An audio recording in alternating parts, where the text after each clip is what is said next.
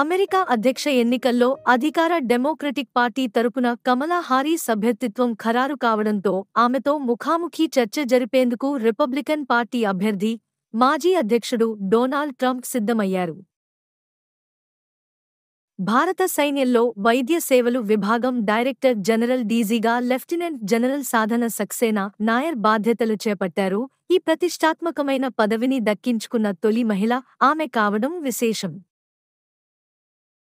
పశ్చిమాసియాలో నెలకొన్న ఉద్రిక్త పరిస్థితుల నేపథ్యంలో పలు విమానాలు రద్దుకాగా, ఈ క్రమంలో ఇజ్రాయెల్లో ఉన్న భారతీయ పౌరులకు మన రాయబార కార్యాలయం అడ్వైజరీ జారీ చేసింది.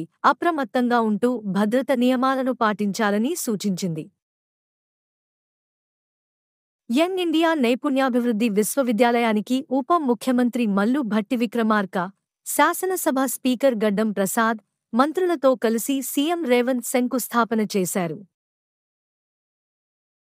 నిరుద్యోగ యువతకు ఉద్యోగాలు ఇవ్వాలన్న లక్ష్యంతో 150 కోట్ల రూపాయలు వ్యయంతో రంగారెడ్డి జిల్లా కందుకూరు మండలం సమీపంలోని మీర్ ఖాన్ పేట్లో శంకుస్థాపన చేశారు.